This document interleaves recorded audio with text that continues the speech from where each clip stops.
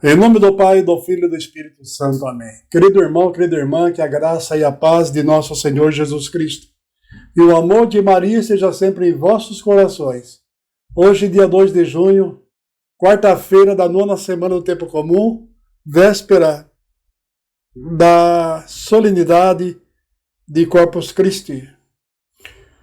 Primeira leitura da liturgia de hoje, do livro de Tobias, capítulo 3, versículo de 1 a 11, 16 a 17a.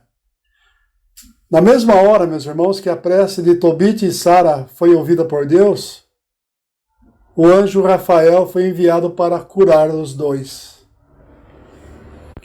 Meus irmãos, nesta leitura do livro de Tobias, nós percebemos que o homem e a mulher que vivem segundo a justiça e a caridade divina são capazes de compreender a grandeza e a misericórdia de Deus. Assim também como eles podem compreender, claro, a sua própria limitação e impotência face à misericórdia de Deus.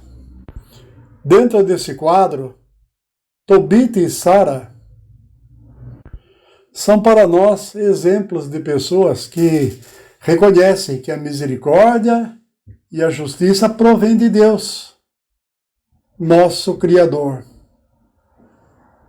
E assim, apesar de toda a dor, toda a amargura, eles suplicam a Deus em forma de oração, pois ambos reconhecem que Deus é justo e que justos são seus caminhos, e seus caminhos são a misericórdia e verdade. Meus irmãos, a oração confiante agrada ao Senhor. A oração cheia de confiança agrada ao Senhor. Diante desse quadro caótico que nós enfrentamos na nossa realidade do dia a dia, da atualidade, marcado pela fatalidade da pandemia, do coronavírus, todos nós também podemos, de joelhos dobrados e corações quebrantados, meus irmãos, rezarmos a oração de Tobias e Sara, suplicando ao Senhor a sua misericórdia para as nossas dores e tribulações do caminho. E então nós, mesmo sofrendo as dores e lamentações, com certeza seremos salvos, pois Deus nos mandará um anjo para nos curar. Nosso salmo responsorial é o Salmo 24. A vós, Senhor, eu elevo a minha alma. Repetindo, a vós, Senhor, eu elevo a minha alma. Ouçamos com atenção o Evangelho segundo São Marcos, capítulo 12, versículo 18 a 27. Naquele tempo, vieram ter com Jesus alguns saduceus, os quais afirmam que não existe ressurreição, e lhe propuseram este caso. Mestre, Moisés deu-nos esta prescrição. Se morrer o irmão de alguém e deixar a esposa sem filhos, o irmão desse homem deve se casar-se com a viúva, a fim de garantir a descendência de seu irmão. Ora, havia 7 irmãos. O mais velho casou-se e morreu sem deixar descendência. O segundo casou-se com a viúva e morreu sem deixar descendência. E a mesma coisa aconteceu com o terceiro. E nenhum dos 7 deixou descendência. Por último, morreu também a mulher. Na ressurreição, quando eles ressuscitarem, de quem será ela mulher? Porque os 7 se casaram com ela. Jesus respondeu: acaso vós não estáis enganados por não conhecerdes as Escrituras, nem o poder de Deus? Com efeito, quando os mortos ressuscitarem, os homens e as mulheres não se casarão, pois serão como os anjos do céu. Quanto ao fato da ressurreição dos mortos, não lestes no livro de Moisés, na passagem da sarça ardente, como Deus lhe falou, Eu sou o Deus de Abraão, o Deus de Isaac e o Deus de Jacó. Ora, ele não é Deus de mortos, mas de vivos. Vós estáis muito enganados. Palavra da salvação, glória a vós, Senhor. Meus irmãos, neste mundo onde cresce o ateísmo e o indiferentismo religioso é praticado em larga escala, nós percebemos então que para quem não crê em Jesus, e muito menos na sua promessa de salvação, tudo se resolve aqui. E tudo se acaba aqui de modo definitivo com a morte. Para as pessoas que têm esse pensamento, voltado somente para a sua existência terrena, material, nada sobrevive além do tempo, além da história que nós vivemos, enquanto homens. Por isso, eles acham que nem mesmo faz sentido prestar, digamos assim, um funeral religioso, e muito menos ainda a celebração das exéquias, pois para eles, depois de morto, é o fim. Já não resta mais nada à pessoa que se foi. Acaba-se tudo aqui mesmo, na terra. Não é assim para nós, meus irmãos. Não é assim a nossa fé cristã. O nosso fim é a finalidade, é a nossa passagem, é a nossa Páscoa para a terra definitiva, onde estaremos ante a glória de Deus, esperando o julgamento final, para nós que possamos um dia estar com Ele na eternidade.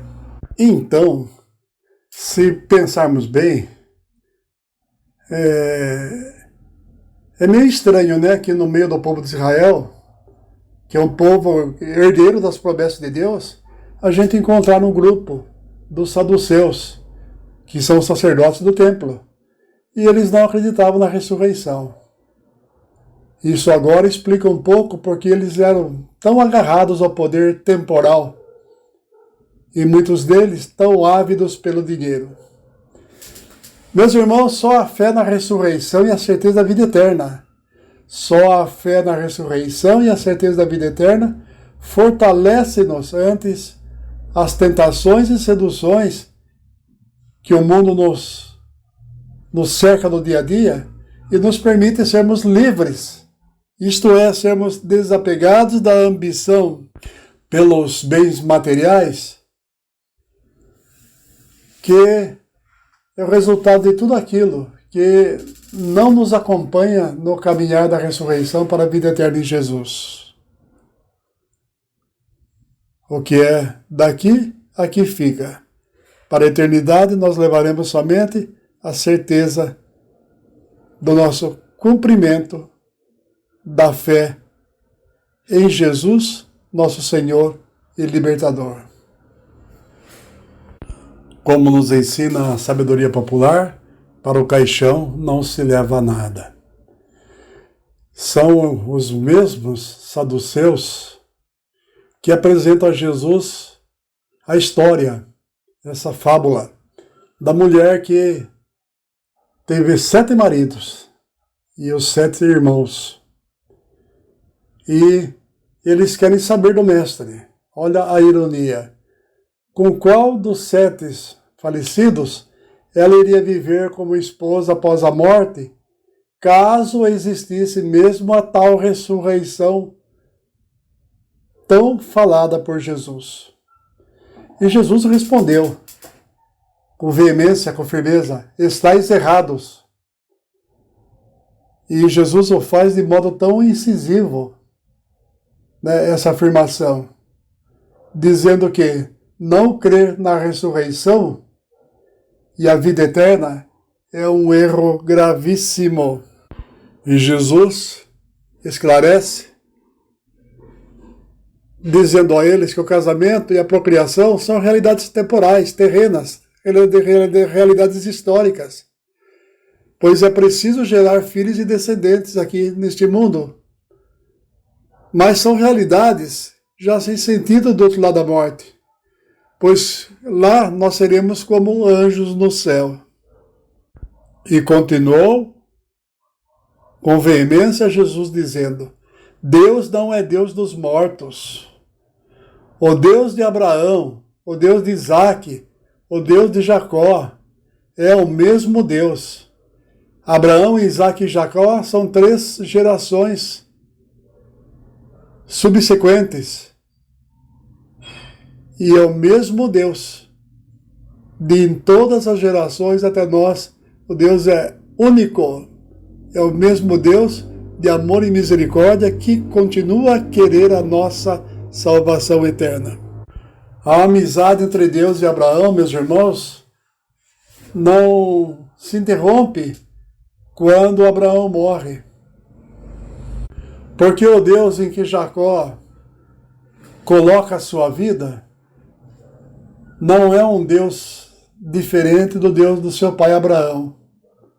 Então, meus irmãos, nós estamos todos nós em relação, estamos todos nós em correlação permanente com o Senhor, antes da morte e depois da morte.